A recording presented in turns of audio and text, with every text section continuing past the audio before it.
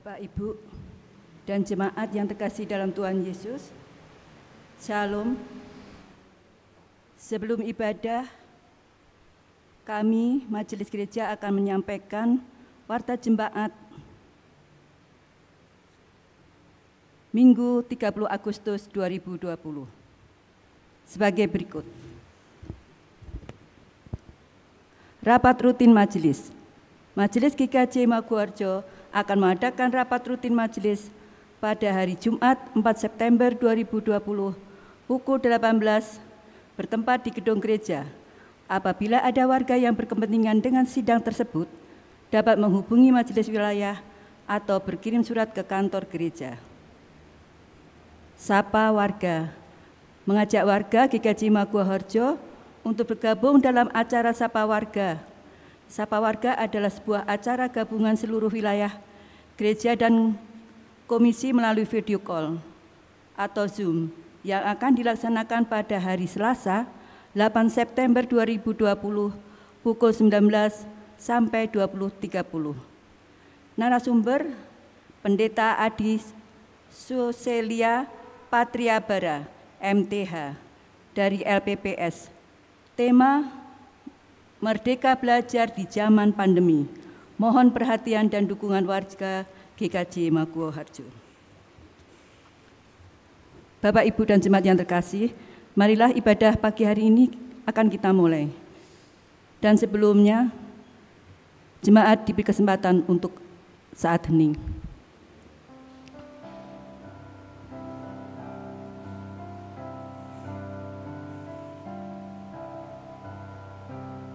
Selesai. Sebelum kita memulai ibadah, jemaat kami persilahkan untuk berdiri. Kita menyanyikan KP 140 ayat 1, Tuhan hadirlah di sini.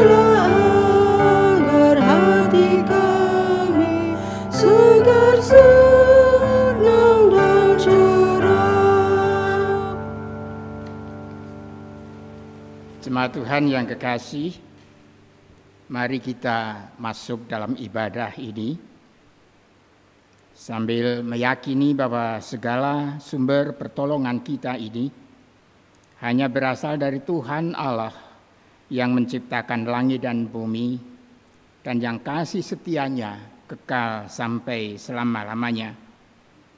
Karena itu anugerah dan damai sejahtera dari Tuhan Allah Bapa kita dan dari Tuhan kita Yesus Kristus kiranya menyertai saudara-saudara sekalian.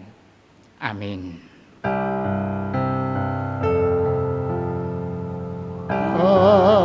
Amin. Amin. Amin.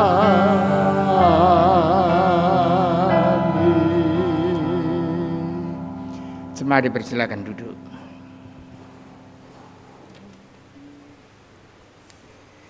Mari jemaat yang kekasih, kita bersama-sama memuji nama Tuhan.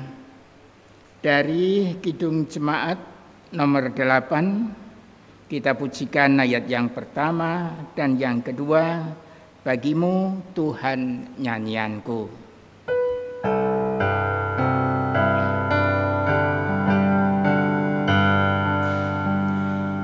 Bagimu Tuhan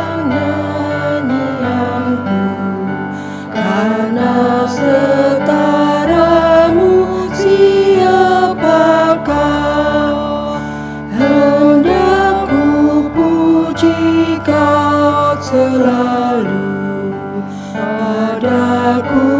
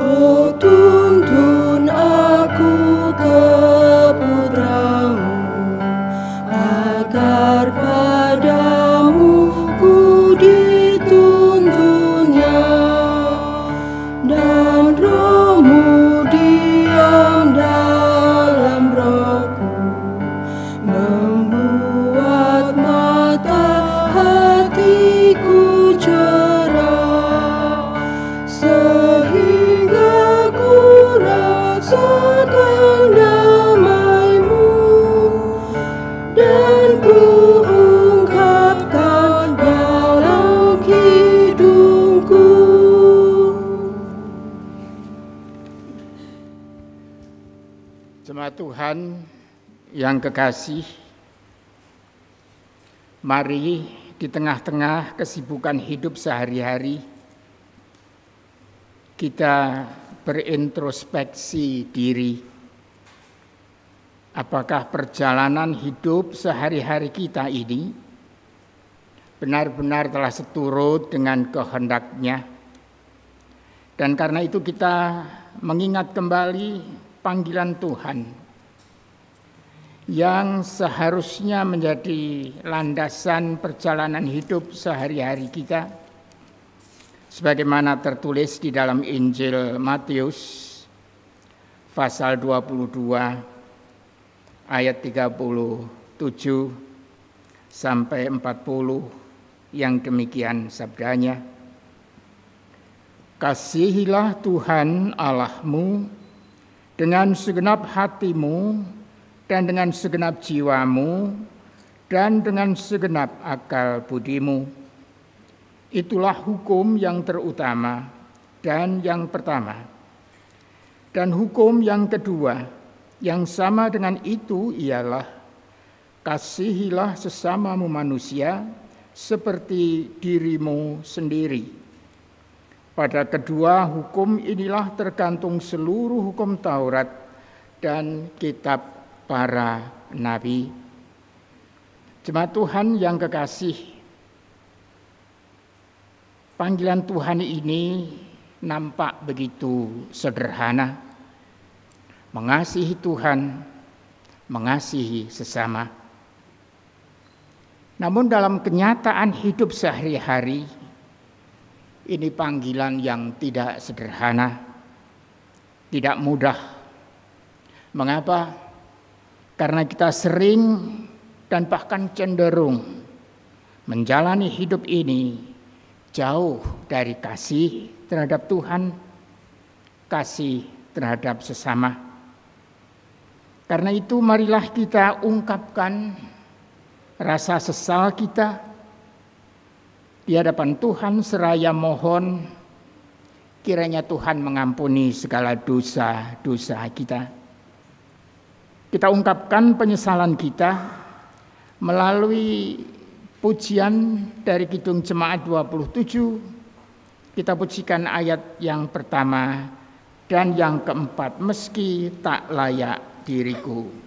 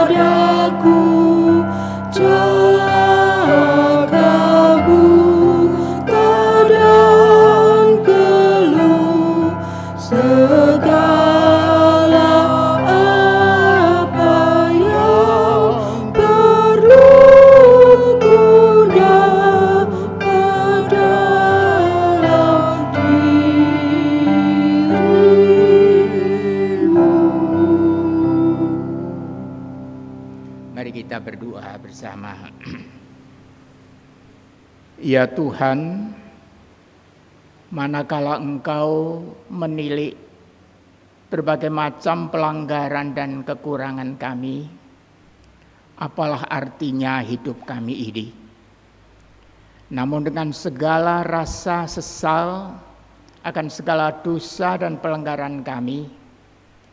Kami mohon kiranya Tuhan mencurahkan cinta kasih-Mu dengan mengampuni setiap dosa dan kesalahan kami. Perbaharuilah hidup kami, sehingga kami menjadi layak di hadapan Tuhan, dan dengan demikian juga kami boleh senantiasa bersyukur atas segala cinta kasih Tuhan di dalam kehidupan sehari-hari ini. Dalam nama Tuhan Yesus kami berdoa. Amin. Sebagai orang yang diampuni dosanya, kita juga adalah orang-orang yang dilimpahi anugerah. Karena itu kita akan bersama-sama mendengarkan berita anugerah yang diambil dari surat Filipi bab yang kedua, ayat yang kelima sampai yang ke-11, yang demikian sabdanya. Surat Filipi pasal yang kedua, ayat yang kelima sampai ke-11. Hendaklah kamu dalam hidupmu bersama menaruh pikiran dan perasaan yang terdapat juga dalam Kristus Yesus, yang walaupun dalam rupa Allah tidak menganggap kesetaraan dengan Allah itu sebagai milik yang harus dipertahankan, melainkan telah mengosongkan dirinya sendiri dan mengambil rupa seorang hamba dan menjadi sama dengan manusia. Dan dalam keadaan sebagai manusia, ia telah merendahkan dirinya dan taat sampai mati, bahkan sampai mati di kayu salib. Itulah sebabnya Allah sangat meninggikan dia dan mengaruniakan kepadanya nama di atas segala nama, supaya dalam nama Yesus bertekuk lutut segala yang ada di langit dan yang ada di atas bumi dan yang ada di bawah bumi, dan segala lidah mengaku Yesus Kristus adalah Tuhan bagi kemuliaan Allah. Demikian juga kita yang mendapatkan anugerah Tuhan juga dipanggil untuk menjalani hidup kita secara baru,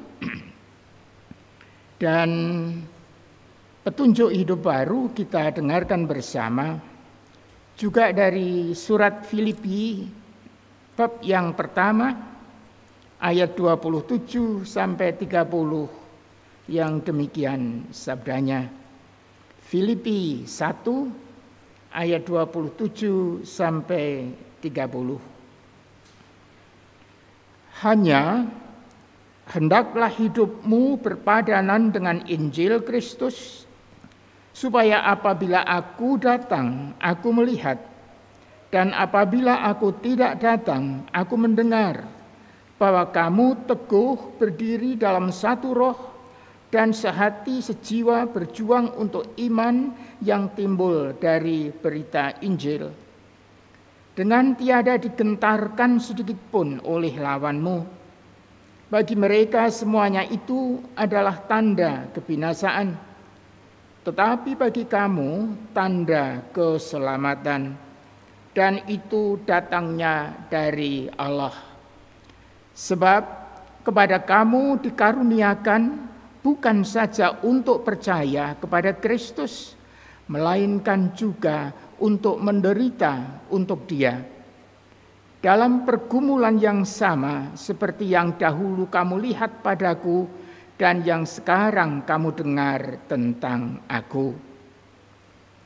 Jemaat yang kekasih, mari kita sambut berita anugerah dan juga petunjuk hidup baru ini seraya bangkit berdiri, dan kita memuji namanya dari NKB 200 ayat yang pertama dan kedua, di jalan hidup yang lebar sempit.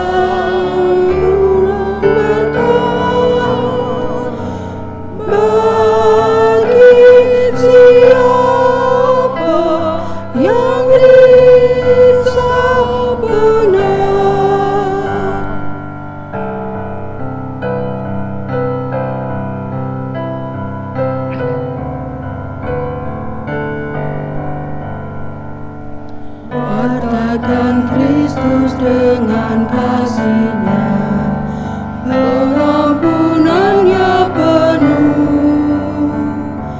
Orang kan datang apabila engkau menjadi saksi teguh. Pakailah aku jalan berkat-Mu, memancarkan cahaya-Mu.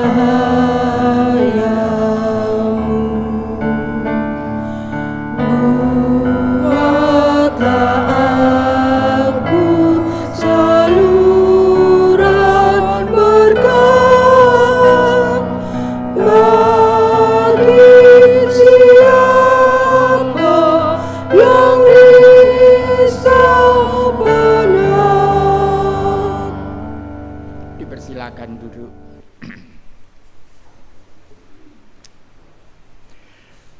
Mari jemaat yang kekasih, kita bersatu di dalam doa.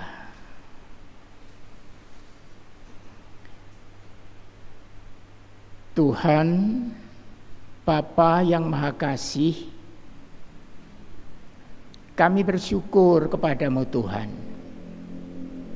Betapapun masih berada di tengah-tengah pandemi yang sering menumbuhkan rasa was-was, takut, khawatir, Tuhan boleh mempertemukan kami walaupun sebatas hanya dalam persekutuan kecil di gereja ini. Namun pertemuan ini juga dihayati oleh saudara-saudara seiman kami yang ambil bagian di dalam ibadah ini secara online. Kami bersyukur untuk itu semua, karena melalui ibadah ini Tuhan tetap memelihara kehidupan kami, lebih-lebih hidup beriman kami yang menjadi dasar bahkan sauh kehidupan kami di tengah-tengah situasi kehidupan yang tidak menyenangkan ini. Ya Tuhan, kami mengingat dan sekaligus memohon kepadamu untuk saudara-saudara kami yang sedang menderita sakit. Sembuhkanlah mereka, bangkitkan pengharapannya, hidupkan semangatnya, yakinkan mereka bahwa Engkau sanggup memberikan kesembuhan. Untuk itu ya Tuhan, kami serahkan kepadamu Ibu Estu Wijayanti, Bapak Edi Pramono, Bapak Haryo Gunadi, Bapak Fajar Yuswanto, Bapak Sukiman, Ibu Suhati, Pendeta Emeritus Purwadi, dan Ibu Evi Sukendro Sikit, anak kami Octavianus Samuel Kusuma, putra Bapak Wasito, Ibu Sulastri Janurmal Purba, dan Ibu Atun Sri Lestari. Kami juga bersyukur dan sekaligus berdoa untuk saudara-saudara kami yang menghayati kebahagiaan mereka berkenaan dengan hari ulang tahun mereka. Kami mengingat dan bersyukur untuk Ibu Triwuryani, Ibu Kasyaning Sesarmiti, Bapak Ajab Santoso, Saudara Ariel Putra Septiaptomo, Saudara Aditya Martin Purba, Ibu Supartiah Suripto.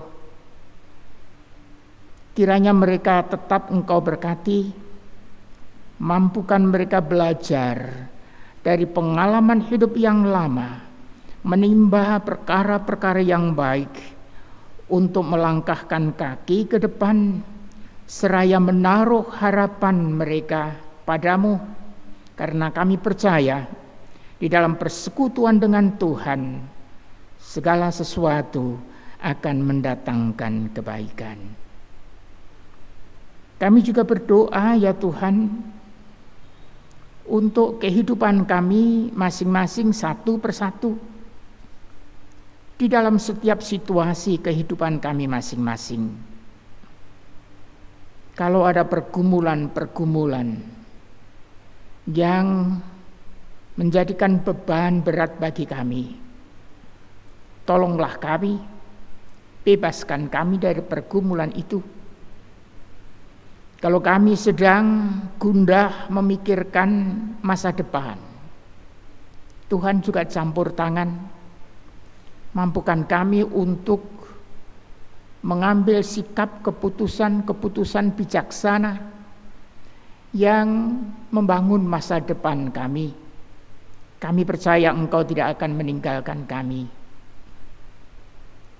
Kalau kami sedang gundah mencari pekerjaan, tolong kami Tuhan untuk memperoleh pekerjaan kami.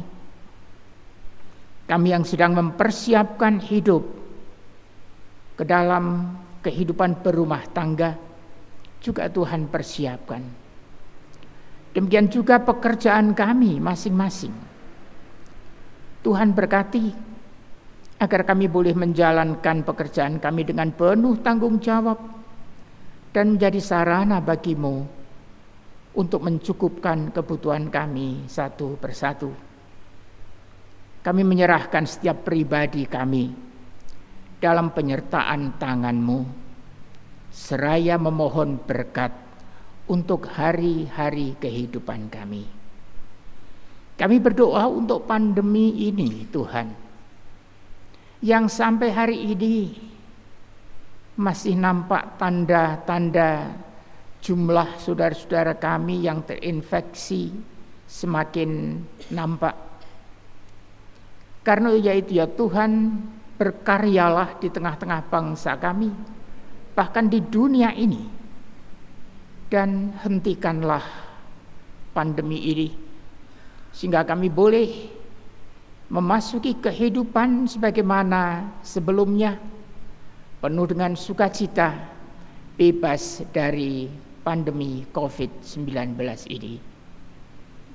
Jemaat Tuhan di sini juga Tuhan berkati, terutama dalam rangka menggembalakan domba-dombanya di tengah-tengah pandemi ini. Tidak mudah untuk dilakukan, namun tanggung jawab penggembalaan ini tidak mungkin juga dihentikan hanya oleh karena pandemi ini. Mampukan jemaat-Mu menciptakan kreativitas pelayanannya, sehingga betapapun dihambat oleh pandemi ini, namun penggembalaan Tuhan melalui jemaat-Mu di sini tetap akan dapat berjalan dan anak-anak-Mu dipelihara di dalam iman. Bangsa dan negara kami Tuhan juga senantiasa kami doakan, terutama dalam rangka bangsa dan negara kami mengatasi persoalan-persoalan yang muncul sebagai dampak negatif pandemi ini. Persoalan ekonomi, persoalan kesatuan bangsa dan negara ini, dan berbagai macam persoalan yang menghimpit, terutama para pemimpin kami. Tolonglah mereka, berkatilah mereka, berikan kebijaksanaan, sehingga para pemimpin kami dengan didukung oleh segenap rakyat Indonesia dapat membawa bangsa ini keluar dari wabah pandemi ini dan boleh bersukacita hanya karena karya-Mu. Kami berdoa dalam nama Tuhan Yesus Kristus. Amin.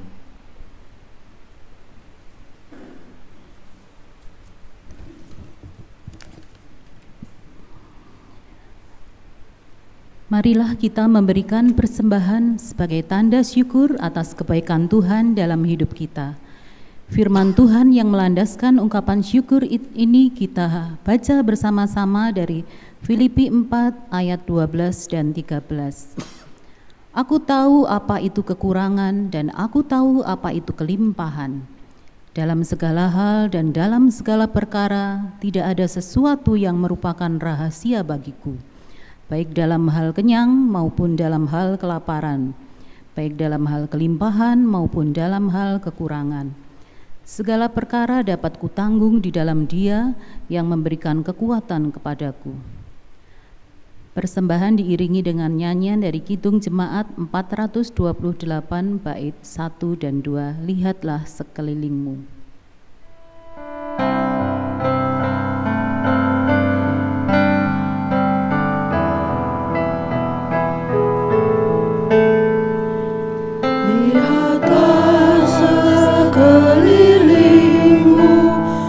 Pandanglah ke ladang-ladang yang menguning dan sudah matang untuk dituai.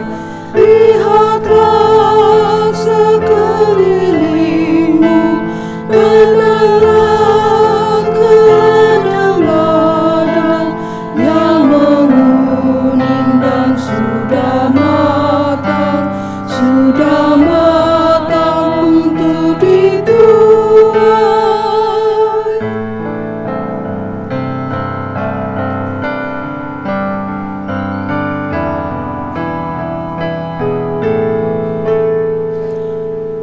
Apa arti ladang-ladang, apa yang perlu dituai?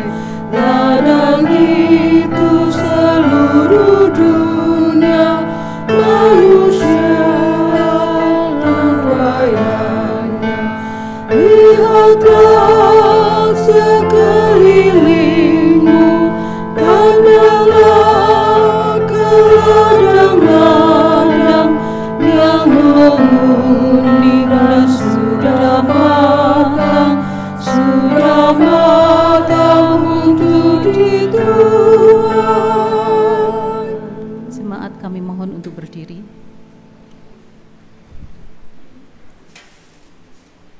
Kita akan berdoa. Bapa yang Maha Kasih, saat ini kami mengucap syukur atas penyertaan-Mu dan berkat-Mu untuk kehidupan kami hari demi hari. Kami juga mengucap syukur pagi ini Engkau perkenankan kami untuk mempersembahkan persembahan yang tiada sebanding dengan berkat-Mu yang melimpah bagi kami. Tetapi kami mempersembahkan ini dengan penuh sukacita. Kiranya Tuhan memberkati agar persembahan ini berkenan di hadapan-Mu dan menjadi berkat bagi gereja dan pelayanan kami. Kami juga berdoa untuk saudara-saudara kami yang mengelola persembahan ini. Tuhan berkati agar dapat mengelola persembahan ini dengan baik dan sesuai dengan kehendak-Mu.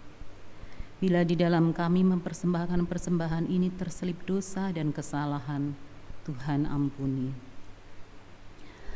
Bapa, saat ini kami hendak mendengarkan firman-Mu. Kiranya Bapak urapi Bapak Pendeta Yusak Tridarmanto agar apa yang disampaikan seturut dengan firman dan kehendak-Mu. Kami jemaat yang mendengarkan juga Tuhan berkati, Roh Kudus-Mu bekerja di hati dan pikiran kami, agar kami dapat mengerti, memahami, bahkan menerapkan firman-Mu dan kehendak-Mu dalam kehidupan kami. Terima kasih Bapa. Doa ini kami haturkan di dalam nama Yesus Kristus, Juru Selamat kami. Haleluya. Amin. Jemaat dimohon untuk duduk kembali.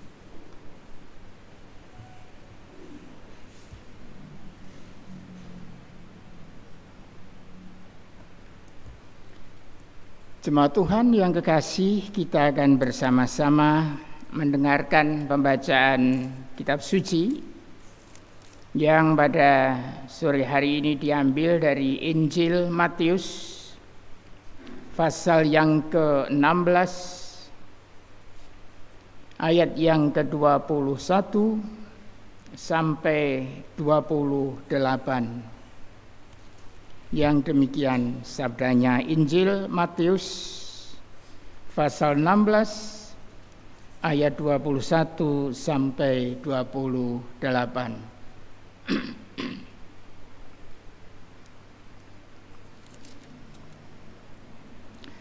Sejak waktu itu, Yesus mulai menyatakan kepada murid-muridnya bahwa ia harus pergi ke Yerusalem dan menanggung banyak penderitaan dari pihak tua-tua, imam-imam kepala, dan ahli-ahli Taurat, lalu dibunuh dan dibangkitkan pada hari ketiga. Tetapi Petrus menarik Yesus ke samping dan menegur dia, katanya, "Tuhan, kiranya Allah menjauhkan hal itu. Hal itu sekali-kali takkan menimpa engkau."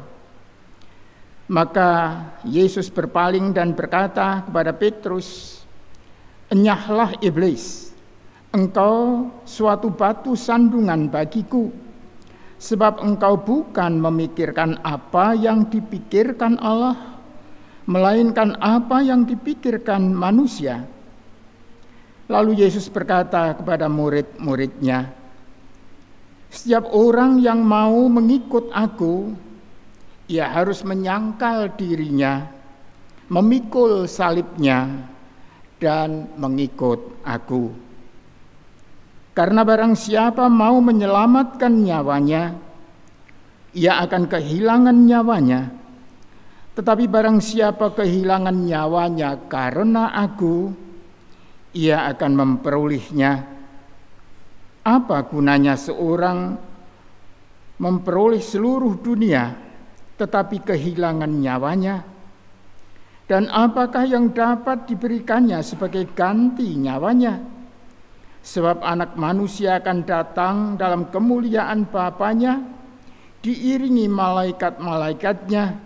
Pada waktu itu ia akan membalas setiap orang menurut perbuatannya.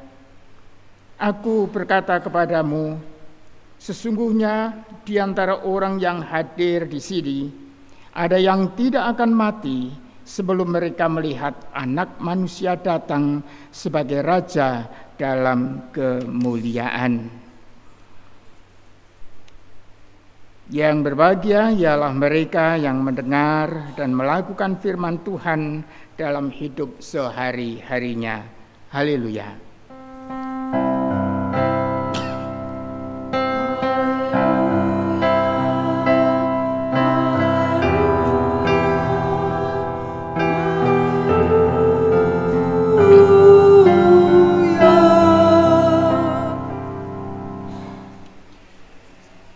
Jemaat Tuhan yang saya kasihi dalam Tuhan Yesus Kristus, pernahkah kita sejenak undur dari kesibukan sehari-hari kita untuk secara khusus merenungkan kembali, menggumuli kembali makna kehidupan kita sehari-hari di dunia ini? Saya percaya kita pernah. Atau kalaupun misalnya belum pernah, penting untuk kadang-kadang kita undur dan merenung-renungkan tentang kehidupan ini. Pada saat kita merenungkan kembali, menggumuli kembali tentang kehidupan kita, kalau misalnya kita sedang memusatkan perhatian pada proses hidup kita dari lahir sampai nanti Tuhan memanggil, bisa saja kita akan memahami hidup kita ini, menghayati hidup kita ini bagaikan sebuah perjalanan. Bisa. Dan di dalam perjalanan itu bisa saja ada tikungan-tikungan yang tidak terlalu tajam. tapi ada juga yang tajam, bahkan berbelok-belok. Tapi perjalanan macam apapun, ada satu hal yang harus kita pegangi, yakni kita harus nyampe pada tujuan hidup kita kemana. Itu kalau kita memusatkan perhatian pada proses perjalanan hidup kita. Atau kalau kita sedang memusatkan perhatian pada buah apa yang ada di dalam hidupku,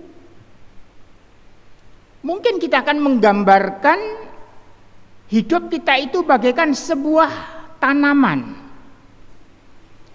Tanaman yang terus tumbuh untuk pada akhirnya mengeluarkan buah. Dan agar mengeluarkan buah tentu perlu ada perawatan tanaman itu. Penyiraman, pemupukan, bahkan mungkin juga memotong ranting-rantingnya. Dan tanaman macam apapun, bagaimana kita merawat tanaman itu, satu hal yang juga tidak boleh dilupakan, agar tanaman ini benar-benar mengeluarkan buah. Atau yang ketiga, kalau kita sedang membayangkan tentang bagaimana berdiri tegaknya hidupku di dunia ini, betapapun ada badai, ada gelombang, ada berbagai macam terpaan yang menimpa kehidupan kita, tapi bagaimana agar supaya hidupku ini tetap tegak berdiri?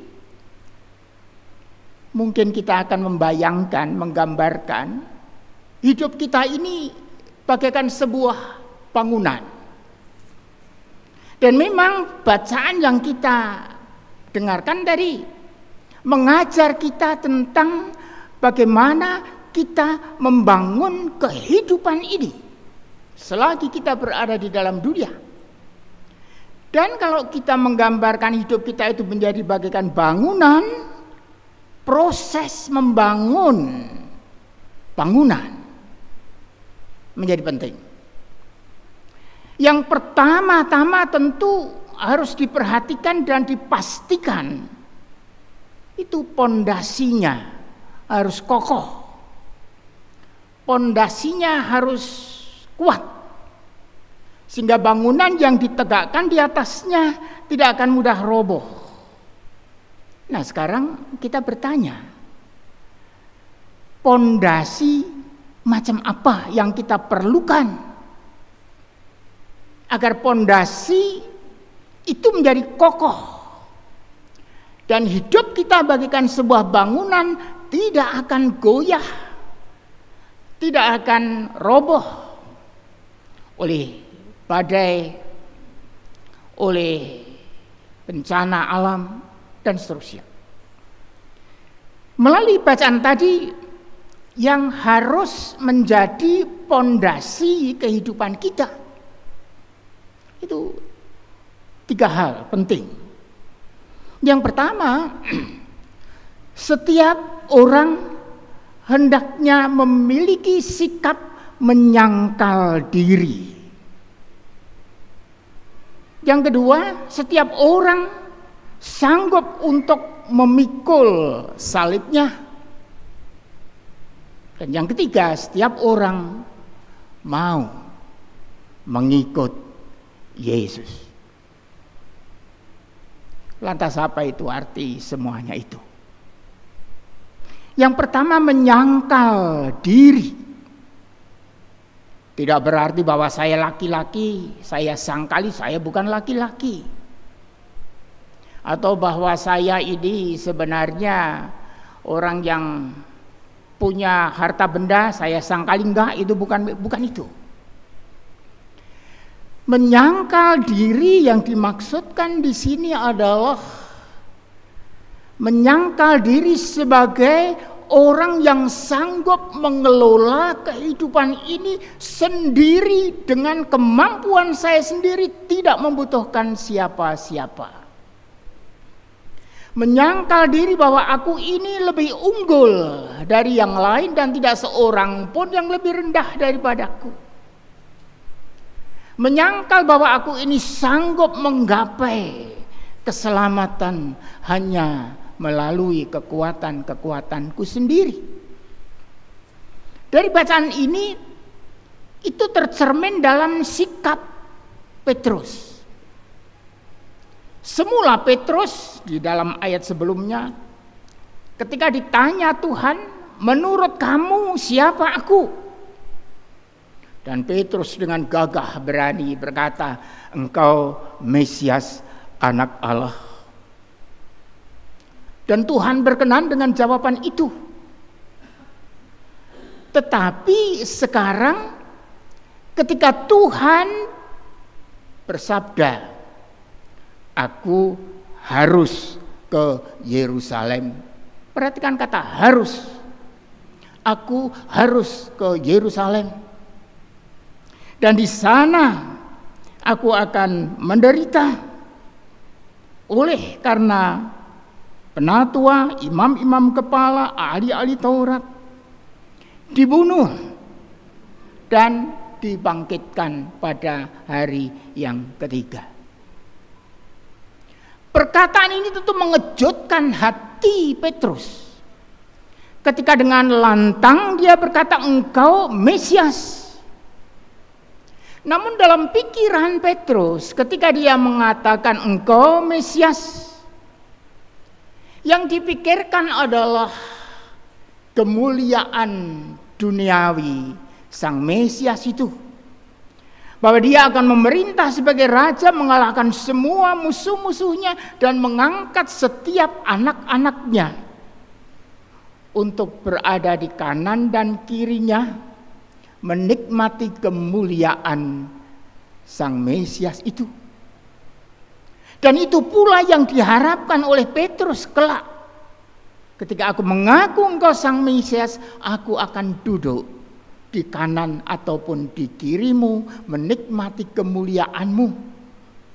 Namun sekarang ketika Tuhan Yesus mengatakan aku harus mati di Yerusalem, bagaikan halilintar yang mengena pada hidupnya. Dan karena itu Petrus berkata, oh tidak Tuhan, itu sekali-kali tidak akan terjadi. Dibebaskanlah kiranya engkau dari penderitaan dan kematian. Dan inilah pikiran Petrus yang berpusat hanya kepada angan-angan, keinginan tentang kemuliaan duniawi kelak. Dan ini tidak menjadi perkenan. Petrus merasa sanggup menyelamatkan Yesus dari penderitaan. Petrus merasa sanggup bahwa dirinya pun juga akan selamat melalui kekuatan-kekuatannya. Dan inilah yang dikatakan oleh Tuhan, menyangkal diri, jangan menganggap dirimu sanggup dengan segala kekuatanmu sendiri mengelola kehidupan ini dan bebas dari belenggu maut. Menyangkal diri. Menyangkal diri juga berarti bahwa menyangkal bahwa kebahagiaan, kesempurnaan hidup ini terletak semata-mata hanya di dalam materi yang ada di dunia ini. Itu artinya menyangkal diri juga memiliki di dalamnya sikap untuk tidak menempatkan materi sebagai orientasi, sebagai tujuan kehidupan kita ini. Yang kedua, dikatakan memikul salibnya. Salib, kalau kita melihat sekarang tidak ada ya. Ada salib Yang biasa dipikul itu bukan salib lengkap, tapi palangnya saja. Orang yang dinyatakan bersalah harus dihukum. Dan yang dihukum itu harus memikul palangnya dalam sebuah prosesi untuk dicemooh oleh banyak orang, dihinakan, direndahkan. Kalau sekarang dikatakan agar pondasi hidup kita adalah juga sanggup memikul salib, artinya kita dipanggil untuk menyadari keberadaan kita tanpa Tuhan pada dirinya adalah keberadaan di dalam dosa, keberadaan di dalam kelayakan untuk dihukum, sehingga kita menjadi pendosa.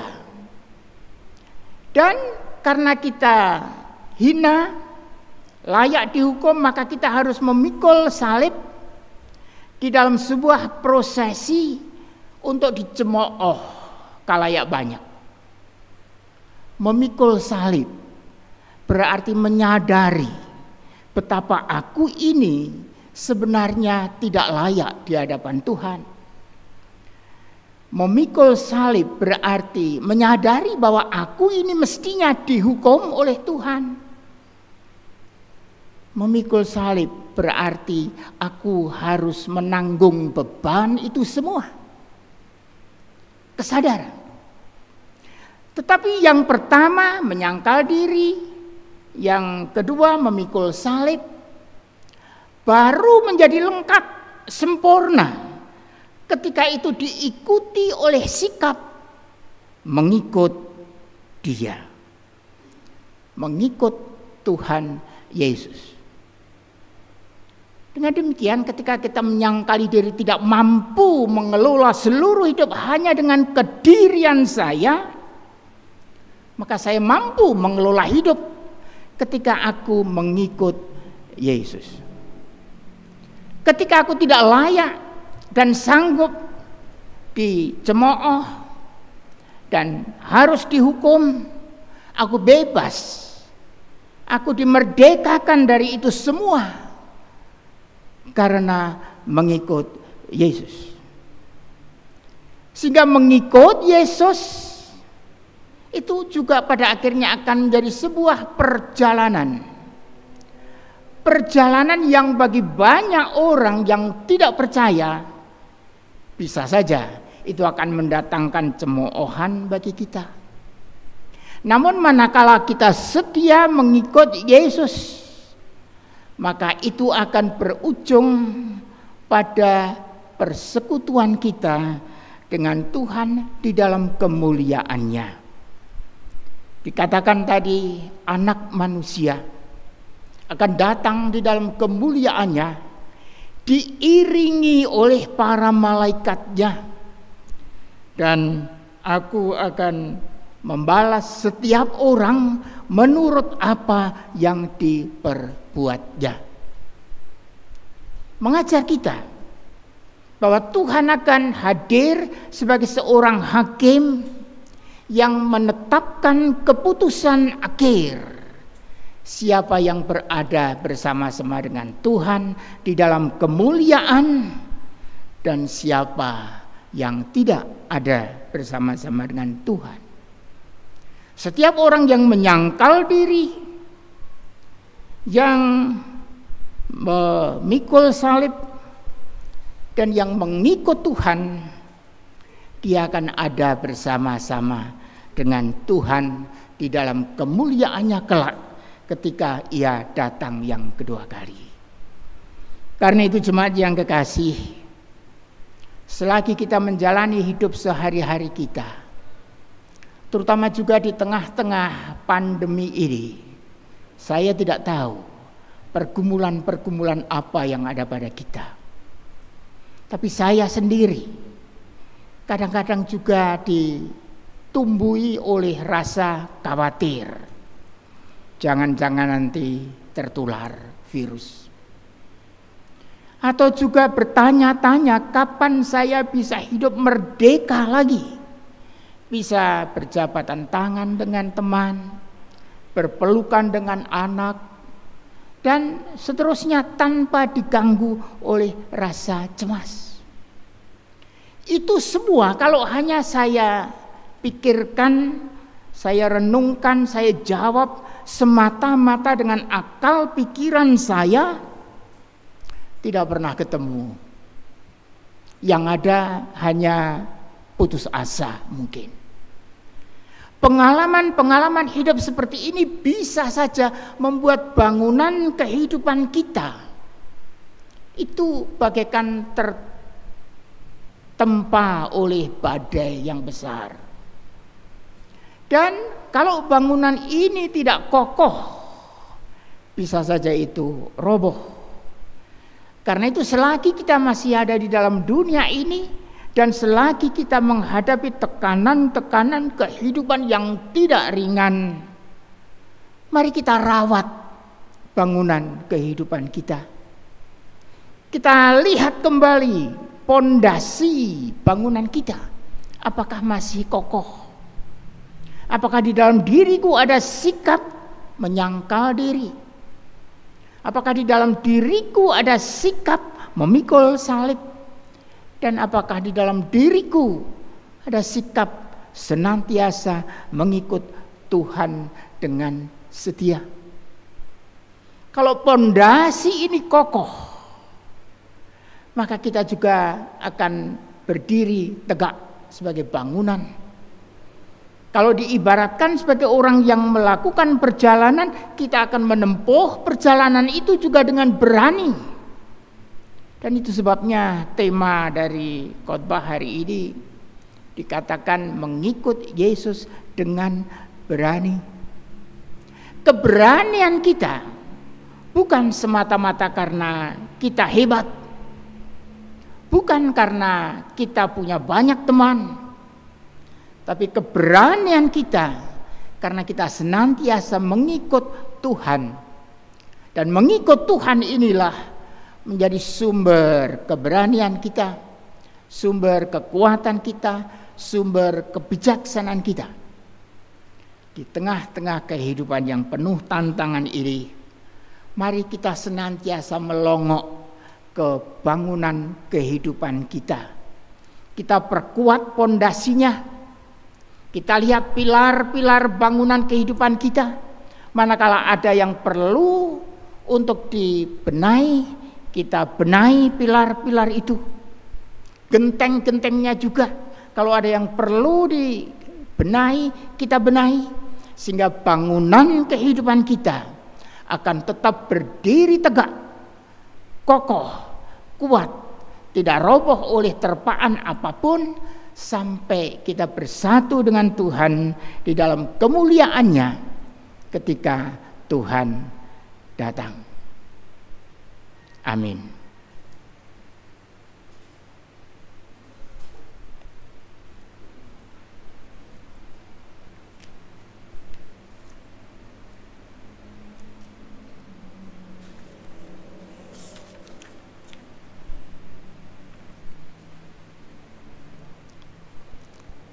Kita hening sejenak.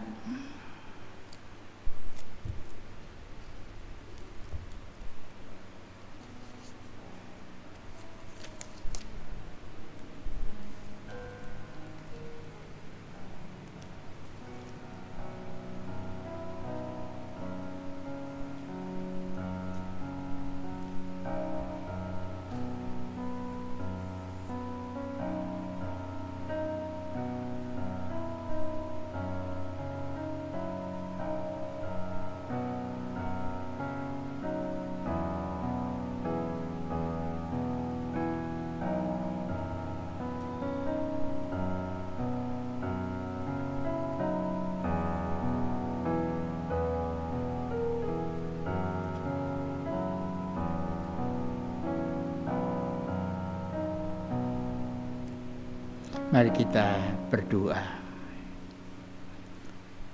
Terima kasih Tuhan untuk sabda-Mu yang mengingatkan kembali agar kami memiliki pondasi kehidupan yang kokoh melalui perjalanan hidup yang menyangkal diri, memikul salib, dan mengikut Tuhan. Berkati kami semua mampu melakukan kehendak-Mu, sehingga kami menjadi anak-anak-Mu yang tangguh menghadapi berbagai macam tantangan kehidupan ini. Kami berdoa dalam nama Tuhan Yesus Kristus yang telah mengajar kita semua berdoa, doa Bapa kami. Bapa kami yang di surga, dikuduskanlah nama-Mu, datanglah kerajaan-Mu, jadilah kehendak-Mu di bumi seperti di surga. Berikanlah kami pada hari ini makanan kami yang secukupnya, dan ampunilah kami akan kesalahan kami, seperti kami juga mengampuni orang yang bersalah kepada kami. Dan janganlah membawa kami ke dalam pencobaan, tetapi lepaskanlah kami daripada yang jahat. Karena Engkaulah yang mempunyai kerajaan dan kuasa dan kemuliaan sampai selama-lamanya. Amin. Jemaat diundang untuk bangkit berdiri dan mari kita bersama-sama mengakhiri ibadah ini dengan memuji nama Tuhan dari Kidung Jemaat 339 ayat pertama dan kelima, maju Laskar Kristen lawan kuasa gelap.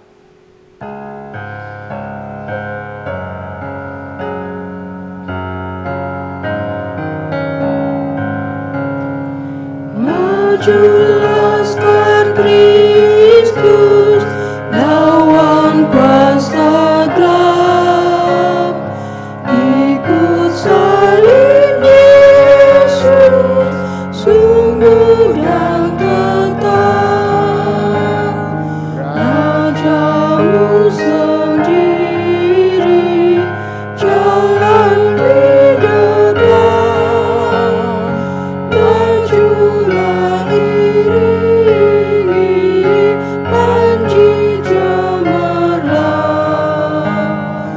Maju Laskar Kristus lawan kuasa gelap, ikut salib Yesus sungguh dan tetap.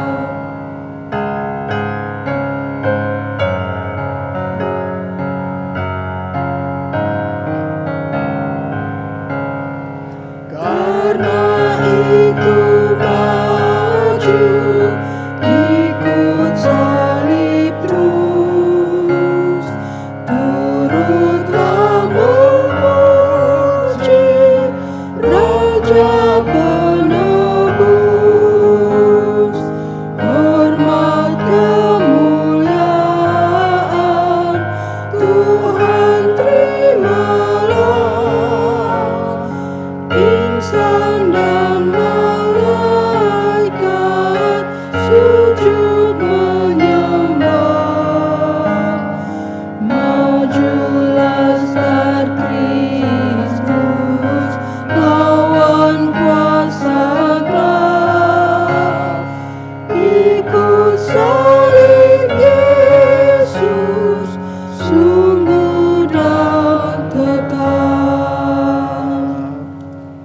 Jemaat yang terkasih di dalam Tuhan Yesus Kristus, bersama-sama dengan umat Tuhan di segala abad dan tempat, kita mengucapkan pengakuan iman rasuli yang berbunyi demikian.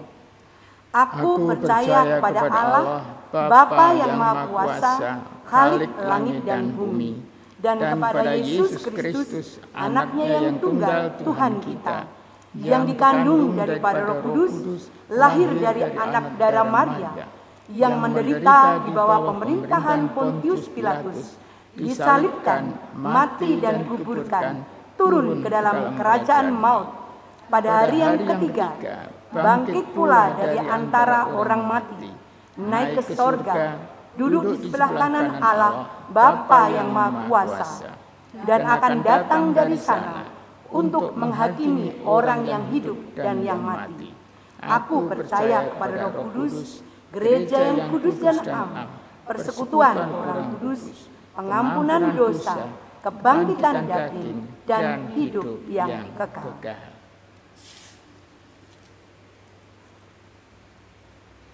Akhirnya undurlah dari tempat ibadah ini dengan damai sejahtera dan terimalah berkat Tuhan. Anugerah dan damai sejahtera dari Tuhan kita Yesus Kristus, kasih Allah Bapa dan persekutuan Roh Kudus kiranya menyertai saudara-saudara sekalian. Amin.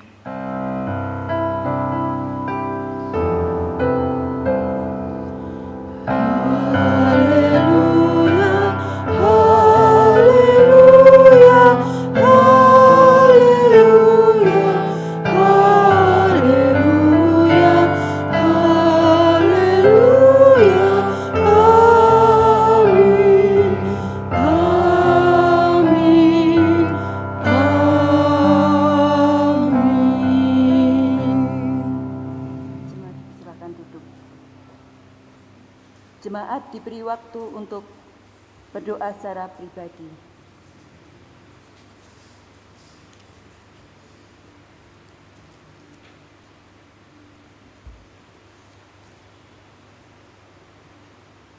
Amin.